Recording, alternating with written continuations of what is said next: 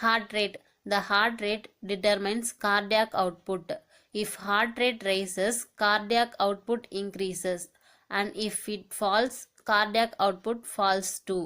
அப்படின்னா என்ன சொல்ல வராங்க அப்படின்னு பார்த்தீங்கன்னா, ஹார்ட் ரேட் தான் வந்து கார்டியாக் அவுட்புட்டை தீர்மானிக்குது அப்படின்னு சொல்ல வராங்க. ஒருவேளை ஹார்ட் ரேட் ரைஸ் ஆச்சுன்னா கார்டியாக் அவுட்புட்டும் இன்க்ரீஸ் ஆகும் அப்படின்னு சொல்கிறாங்க. ஒருவேளை ஹார்ட் ரேட் டிக்ரீஸ் ஆச்சுன்னா கார்டியாக் அவுட்புட்டும் டிக்ரீஸ் ஆகும் சேர்ந்து அப்படின்னு சொல்ல வராங்க.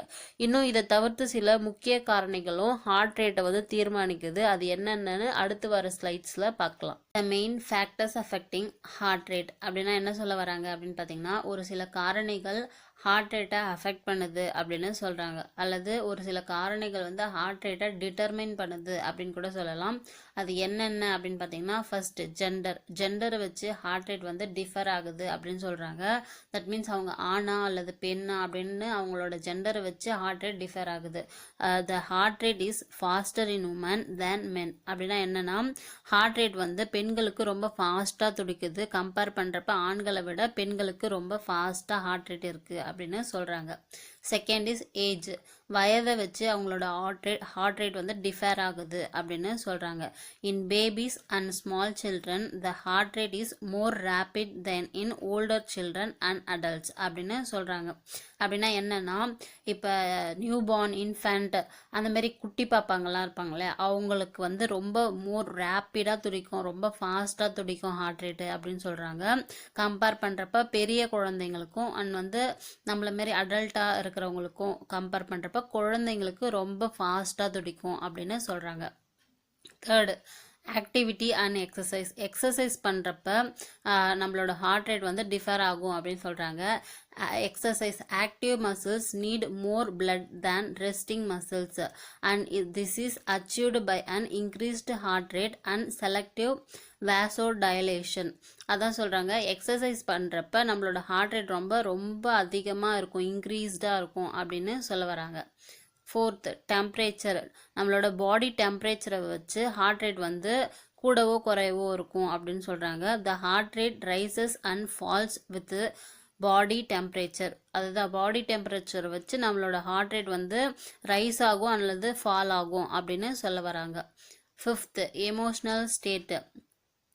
During excitement, fear or anxiety, the heart rate is increased. Other effects mediated by the sympathetic nervous system may be present. அப்படின்னா என்ன சொல்ல வராங்கன்னா, நம்ம ஒரு எக்ஸைட்மெண்ட் ஆகிறப்ப, பயப்படுறப்ப அண்ட் வந்து கொஞ்சம் எதுனா நம்மளோட எமோஷ்னல் ஸ்டேட் வந்து இதுவாக இருக்கிறப்ப நம்மளோட ஹார்ட் ரேட் வந்து அதிகமாக இருக்கும். இப்போ நம்ம எதனா ஒரு பேய் வருதுன்னு பயப்பட்டோம்னா, இல்லைனா வந்து ஒரு பேய் படம் பார்க்குறப்ப ரொம்ப பயப்படுறப்ப நம்மளோட ஹார்ட் ரேட் வந்து நம்மளுக்கே கேட்குற அளவுக்கு அப்படியே படப்படன்னு அடிக்கும்ல. ஸோ அதை மாரியும் இல்லைனா நம்ம எதனா பயப்படுறோம், எதனா இப்போ யாருன்னா நம்மளை அடிக்க வராங்க, இப்போ நாய் வந்து துரத்துது அப்படின்றப்ப பயப்படுவோம் இல்லையா. ஸோ அந்த சுச்சுவேஷன்லயும் நம்மளோட ஹார்ட் ரேட் வந்து ரொம்ப அதிகமாக இருக்கும் அப்படின்னு சொல்கிறாங்க. Last is position. லாஸ்ட் இல்லை, இன்னும் இருக்குது. இப்போ இதில் சிக்ஸ்த் இஸ் பொசிஷனை வச்சும் ஹார்ட் ரேட் வந்து டிஃபர் ஆகுது அப்படின்னு சொல்கிறாங்க. when the person is upright the heart rate is usually faster than when lying down அப்படின்னு சொல்கிறாங்க. அப்படின்னா என்ன சொல்ல வராங்க அப்படின்னு பார்த்தீங்கன்னா, ஒரு ஆள் வந்து படுக்கிறப்ப ரொம்ப அவங்களது ஸ்லோவாக இருக்குது ஹார்ட் ரேட்டு அண்ட் நிற்கிறப்ப அதிகமாக இருக்குது அப்படின்னு சொல்கிறாங்க. செவன்த், பேரோ ரிசெப்டார் ரிஃப்ளெக்ஸ். இந்த பேரோ ரிசெப்டார் ரிஃப்ளெக்ஸ் அப்படின்னா என்னென்னா, இதை பற்றி சொல்கிறதுக்கு அந்த கான்செப்ட் வந்து கொஞ்சம் புரியாத மாதிரி இருக்கும். ஸோ அதை பற்றி தனியாக ஒரு வீடியோவில் சொல்லலான்னு இருக்கேன். ஸோ அடுத்தடுத்து வரக்கூடிய வீடியோக்களில் அதை பற்றி தனியாக உங்களுக்கு எக்ஸ்பிளைன் பண்ணுறேன். பட் இதுவும் ஒன் ஆஃப் த ஃபேக்டராக அமைஞ்சிருக்கு ஹார்ட் ரேட்டை டிட்டர்மைன் பண்ணுறதுல அப்படின்றத மட்டும் ஞாபகம் வச்சுக்கோங்க. Eighth, autonomic nerve activity. That means வந்து சிம்பத்தட்டிக் அண்ட் பேராசிம்பத்தட்டிக் ஆக்டிவிட்டி அப்படின்னு சொல்லலாம். Autonomic nervous system, the instinct rate at which the heart rate is a balance between the sympathetic and parasympathetic activity and this is the most important factor in determining heart rate அப்படின்னு சொல்கிறாங்க. அப்படின்னா என்னன்னா, இந்த அட்டோனாமிக் nervous system வந்து 2 டிவிஷனாக அமைஞ்சிருக்கு. அது என்னென்ன அப்படின்னு பார்த்தீங்கன்னா, sympathetic division and parasympathetic division. So இந்த sympathetic and parasympathetic ஆக்டிவிட்டிக்கு இடையில தான் ஹார்ட் ரேட் வந்து பேலன்ஸ்ட் ஆகிட்டு இருக்கு அப்படின்னு சொல்கிறாங்க. அண்ட் வந்து ஹார்ட் ரேட்டை டிட்டர்மைன் பண்ணுறதுல நான் சொன்ன இத்தனை பாயிண்ட்ஸ்லேயே இதுதான் ரொம்ப மோஸ்ட் இம்பார்ட்டண்டான ஃபேக்டராக அமைஞ்சிருக்கு அப்படின்னு சொல்ல வராங்க.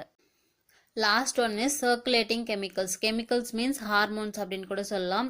த hormones adrenaline and noradrenaline secreted by the adrenal medulla have the same effect as sympathetic stimulation, that is they increase the heart rate. Other hormones including thyroxine increase heart rate by their metabolic effect. Hypoxia and elevated carbon dioxide levels stimulate heart rate. Electrolyte imbalances may affect it. Example, hyperkalemia depresses cardiac function and leads to bradycardia. Some drugs such as beta receptor antagonist used in hypertension can also cause bradycardia. அப்படின்னா என்ன சொல்ல வராங்க அப்படின்னு பார்த்தீங்கன்னா, adrenal மெடுலால சுரக்கப்படுற ஹார்மோனான adrenaline and நார் adrenaline இந்த ரெண்டு ஹார்மோனும் same எஃபெக்டான sympathetic ஸ்டிமுலேஷனை தான் கொண்டு இருக்கு.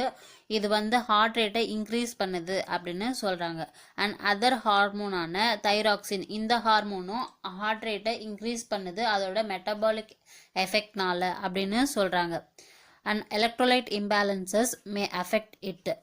Example, hyperkalemia depresses cardiac function and leads to bradycardia.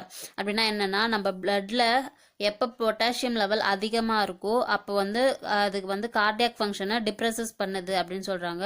அது லீட்ஸ் டு பிராடிகார்டியாவுக்கு கொண்டு போகுது அப்படின்னு சொல்கிறாங்க. ஸோ வந்து நம்ம பிளட்ல எப்போ பொட்டாசியம் அதிகமாக இருக்கோ அப்போ வந்து நம்மளோட ஹார்ட் ரேட் வந்து கம்மியாகுது அப்படின்னு சொல்ல வராங்க. கம்மி ஆகிறதுக்கு சான்ஸ் நிறையவே இருக்குது அப்படின்னும் சொல்ல வராங்க. And some drugs such as beta receptor antagonist, எக்ஸாம்பிளுக்கு வந்து அட்டினனால், இந்த மெடிசன் வந்து ஹைப்பர் டென்ஷனுக்கு யூஸ் பண்ணுற ஒரு மெடிசன் அப்படின்னு சொல்லலாம். ஸோ இந்த மெடிசன் வந்து எடுத்துக்கிறதால அது பிராடிகார்டியாவுக்கு வழிவகுக்குது அப்படின்னு சொல்கிறாங்க. ஹைப்பர் டென்ஷன் மெடிசன் வந்து பிராடிகார்டியாவை காஸ் பண்ணக்கூடியது அப்படின்னு கூட சொல்லலாம். ஸோ இதெல்லாம் தான் ஹார்ட் ரேட்டை அஃபெக்ட் பண்ணக்கூடிய ஃபேக்டர்ஸ் அப்படின்னு சொல்லலாம். அடுத்து கார்டியாக் அவுட்புட்டை அஃபெக்ட் பண்ணக்கூடிய காரணிகளும் இருக்குது. அது என்னென்ன அப்படின்றத அடுத்த வீடியோவில் பார்க்கலாம்.